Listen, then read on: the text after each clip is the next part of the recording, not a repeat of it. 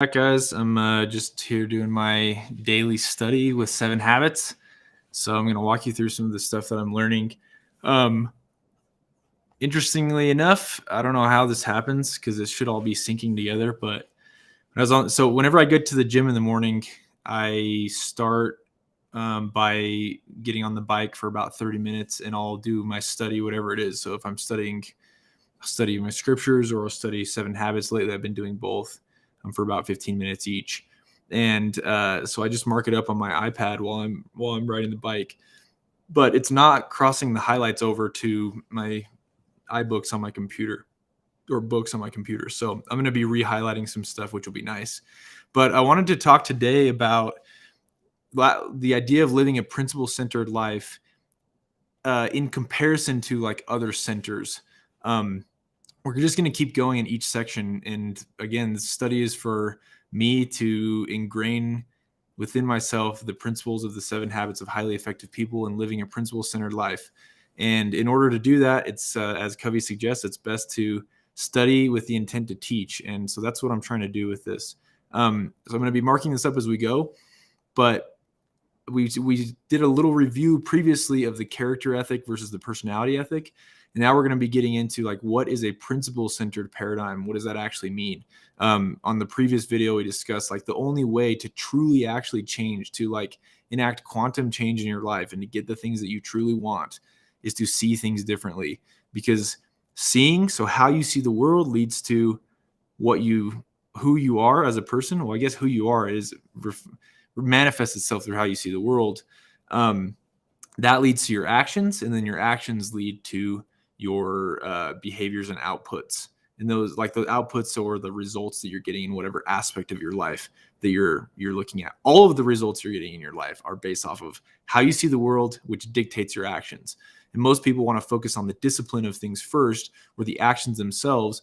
But what Covey points out really profoundly is that the way to enact quantum change is to actually focus first on the way you see the world and become aware of that. And then through that self-awareness, start to develop a new way of viewing the world. So, and that's going to go into habit 1 and habit 2. But there's this, I really like this preface to the habits first. That's why, like in the thumbnail, you'll see that it's like 0.1, 0.2. We're on 0.3 now. So we're going to talk about what is a principle-centered paradigm. Now that we know that you have to change the way you see the world in order for you yourself to change. Principle-centered paradigm. So the character ethic is based on the fundamental idea that there are principles that govern human effectiveness.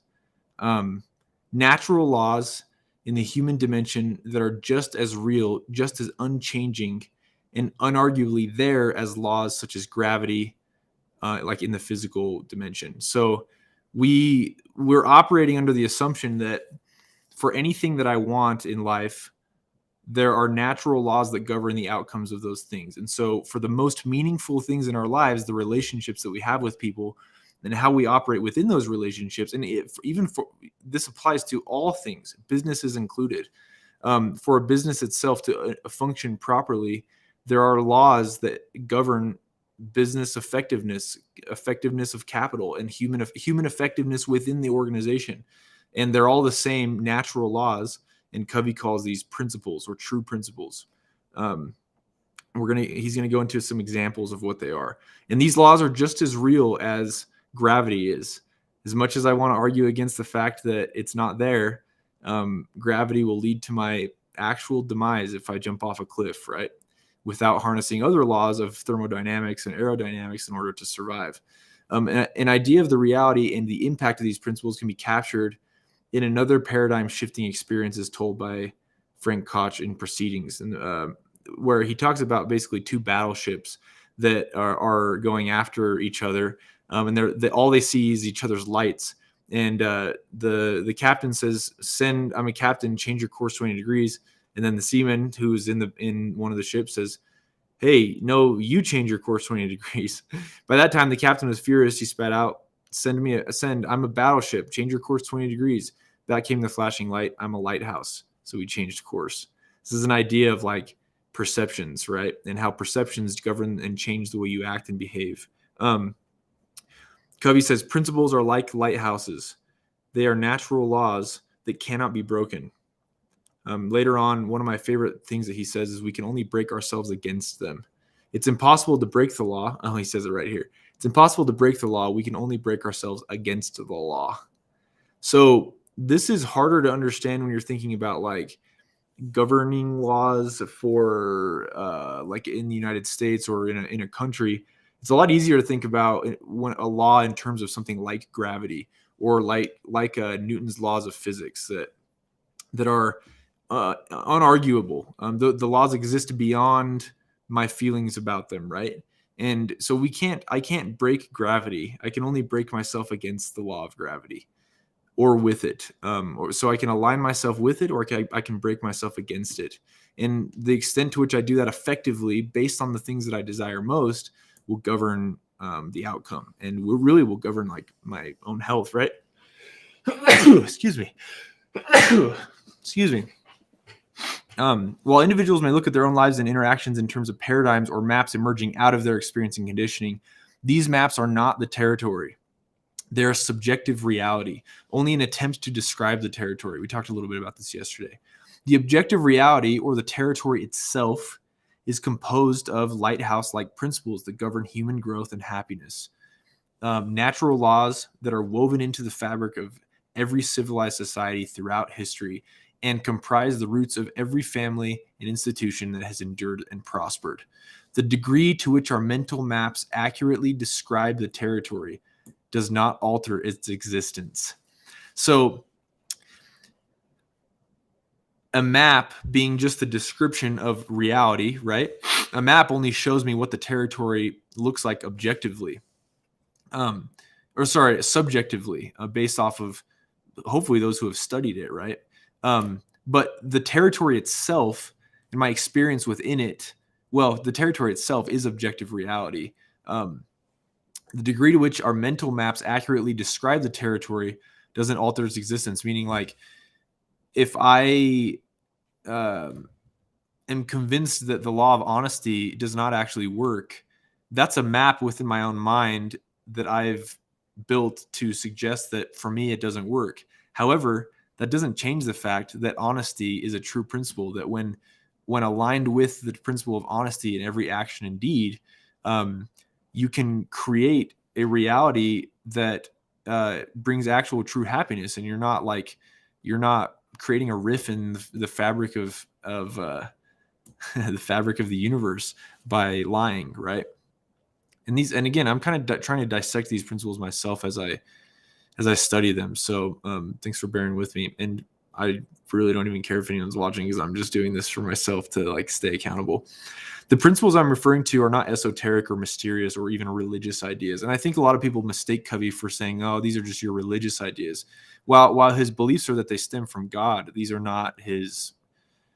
These principles that he's referring to are not religious. There's not one principle taught in this book that is unique to any specific faith or religion, including my own, which I really like that. These principles are part of most every major enduring religion, as well as in enduring social philosophies and ethical systems. They're self-evident. I love that. So yeah, it's just so true. Can easily be validated by an individual, and it's almost as if these principles or natural laws are part of the human condition, part of the human consciousness, part of human conscience. They seem to exist in all human beings. I love this so much. Yeah. Regardless of social conditioning and loyalty to them, even though they might be submerged or numbered by such conditions or disloyalty. I'm referring to, for example, the principle. Now he's going to go list some of these, so I'll highlight them as he's listing them. I'm referring to, for example, the principle of fairness. Our whole concept of equity and justice is developed.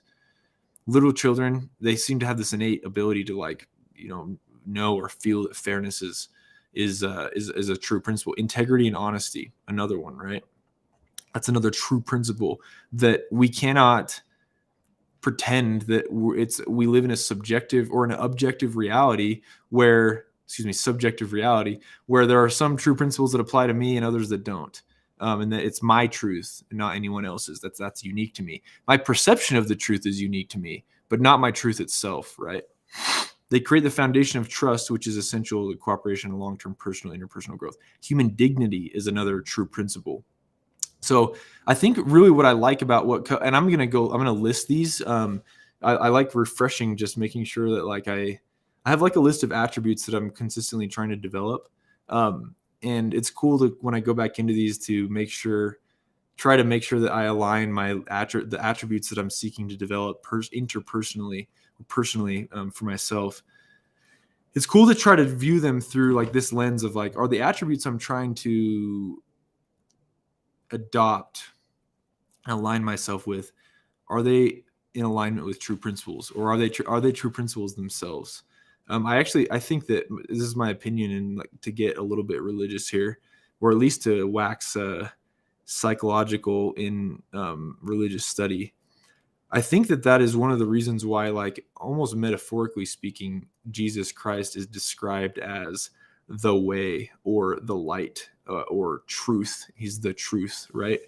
It's almost as if, and I'm certain that this is the case, that he is because he is aligned himself as a being, as a God, a deity. He achieves deity by aligning himself so perfectly with principles, with truth and principles, that he therefore becomes like the embodiment of those. And so we might as well, when we're referring to truth, be referring to him, because he embodies them so perfectly.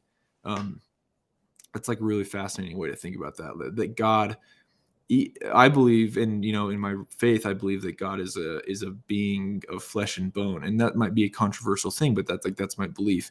And I've never seen God, so I don't know for sure, but I believe that that's the case. And so, but like when it's read in the Bible that like God is truth, he's the way, you can almost start making this argument that like he's not physical at all. But like, let's say, like my dad, for example, he's so good at being kind. It's almost as if he is like kindness itself. Like you can name someone after the thing that they most embody almost, and it would accurately describe them. I almost feel like that's like perfectly what's going on when we talk about these true principles, is that they flow out of and have their roots in the ideal, in God himself, and that God himself embodies the ideal. It's kind of interesting. So anyway, and that's why I thought of this, is because the true principles that I'm seeking to align my life with, and failing miserably at day in and day out, but trying better over time, right? Is it's like Elon Musk says, that it's like, it's always broken. It's just a matter of how broken and making it less broken over time. That's a really healthy way to view like engineering and product development, or business as a whole. The processes are already always wrong. It's just a matter of making them less wrong over time, and identifying where they are wrong and how to make them less wrong over time, and what are the practical next steps. That's kind of how I feel about aligning someone's life, and like really truly developing the skill, the ability, the character of someone who is principle centered, that lives their life the same way in the dark as they do in the light. That's someone who's aligned their life with values, and hopefully those values are ever increasingly more aligned with true principles. So like I view my life the same way, or at least I am trying to, and this is really difficult to do, but I'm attempting to, that it's always not perfectly aligned with true principles. So that's always going to be the case. But the trick is there is a lot of joy in seeking to align your life increasingly over time with those true principles, and recognizing that it's always broken. The processes are always wrong. You're always not perfect, and that's okay. But it's about becoming more perfect over time in a concerted effort to do so and align your life with those true principles. And the more that you do that, it's funny, because as you seek to do that consistently, what I've found is like I almost pull my head out of the clouds, meaning like when I'm immersing myself and checking myself against these true principles, then when suddenly I start to think about how I compare to maybe other people, or my peers, or people I went to college with, or people, specifically those who are the same age as me. And it's really weird to just see how much more, like how much you progress, like rapid quantum progression over those who do not seek to do these things. Covey says that it's like thousands of % increase in productivity and output, but it starts from like within and aligning your life with these true principles. Okay, enough of that tangent. Go back to some of these. Human dignity, basic concept of the Declaration of Independence is based off the fact that humans are born with unalienable rights: life, liberty, the pursuit of happiness, property, as Locke says. I know the Constitution was developed from the philosopher. Well, these specific things were from John Locke, and he says life, liberty, and property, and property, the ownership, the self-expression actually of who we are, is you could say is property. That's a super deep concept, so it'd be fun to talk about sometime. But enough philosophizing and more learning. So another principle is service. The idea of making a contribution. Another is quality of excellence. Like I was talking about yesterday, it's like when you seek to make money without service, like the whole idea of someone expending their energy or expending their dollars or expending their money in order to receive a service for themselves, that's built on the true principle of service. And so if a business is not built on the true principle of service, it's really shaky. It won't endure.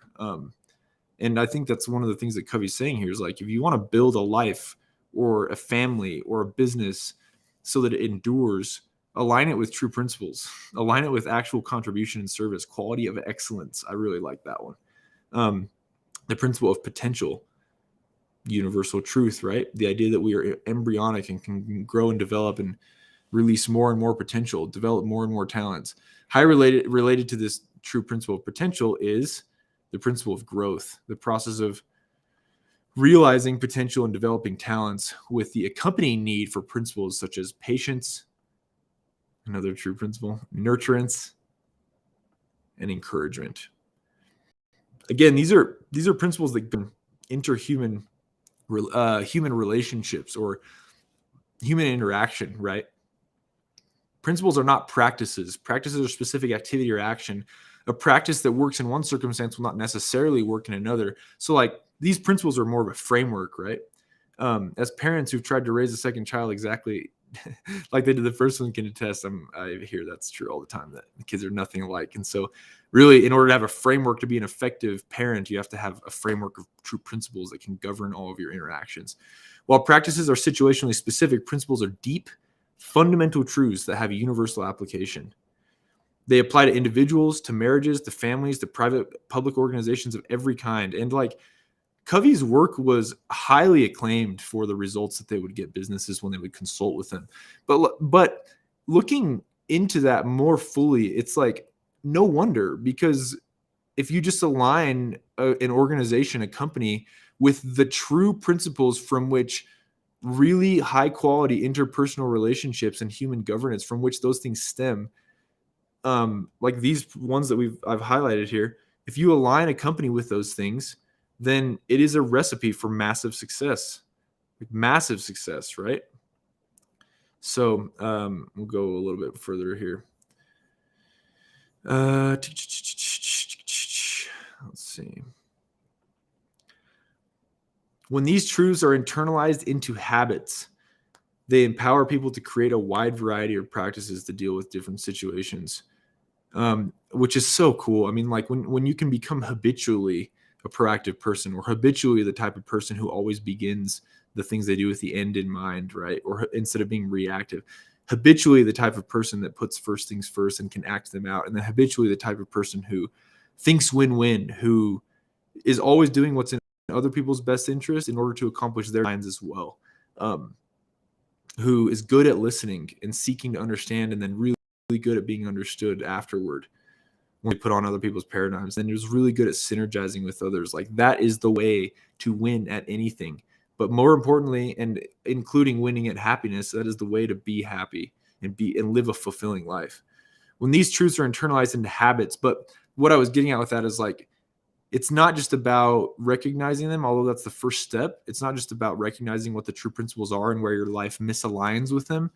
It's about internalizing these truths and the way you live your life into a habitual cycle of behavior through your paradigm that you see the world differently. It is habitual cycle of behavior that makes it so that you act out these truths naturally.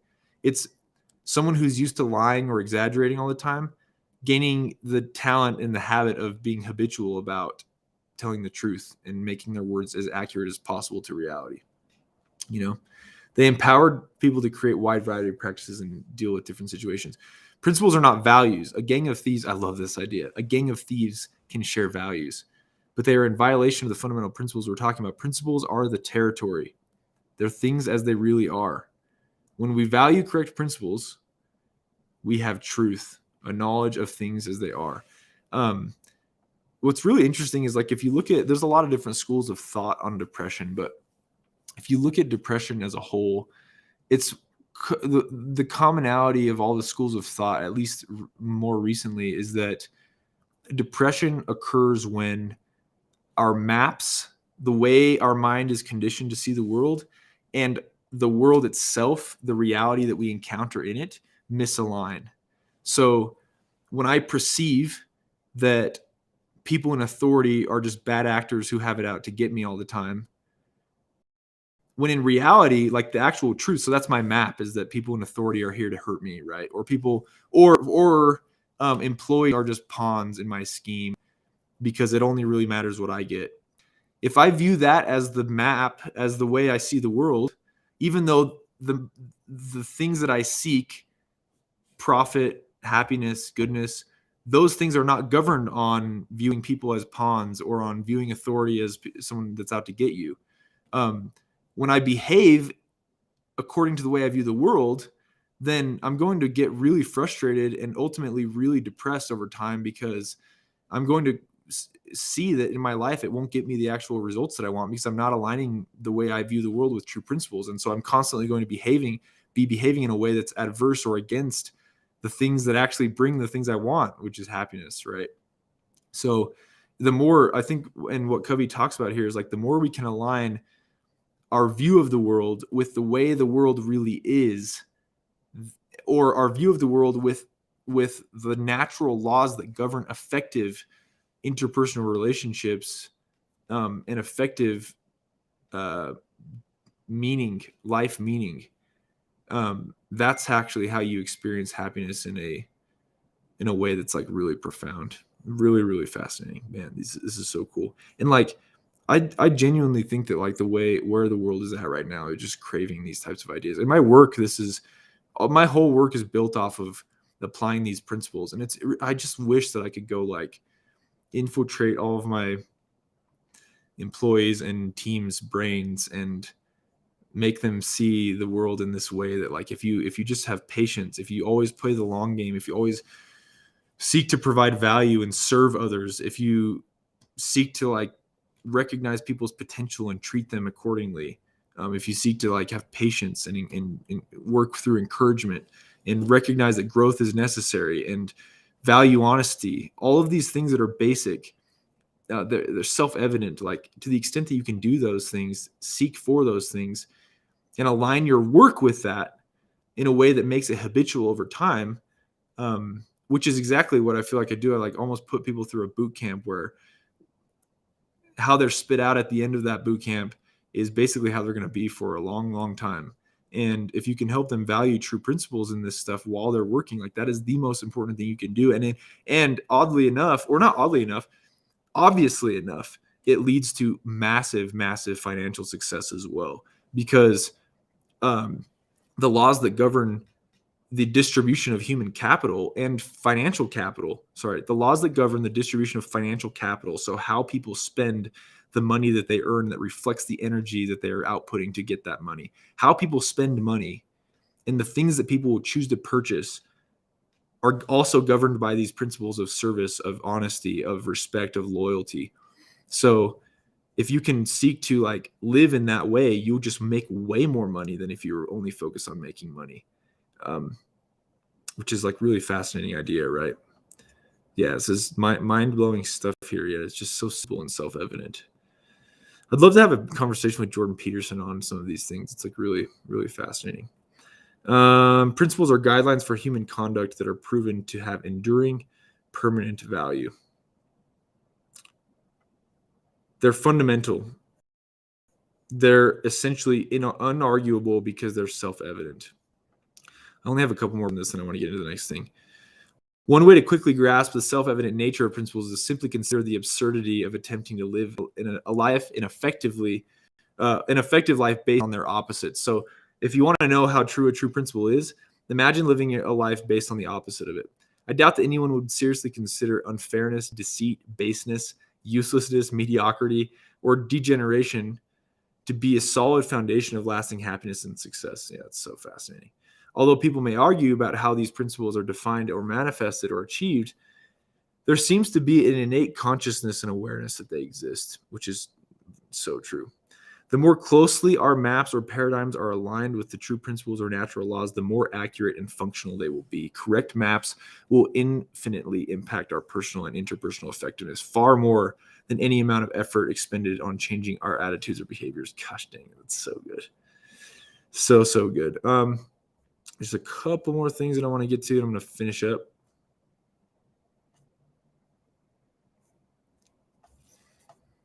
Yep. Okay. Well, I'm going to get to this tomorrow, an overview, and then we'll go into habit 1 the next day. Thanks for watching, guys. If you did, if not, no worries, because this is for me, so I can better ingrain these things within myself. But hopefully you learned something if you did. If you like this stuff, subscribe and comment anything that you're learning. And yeah, that's basically it. Have a good one, guys.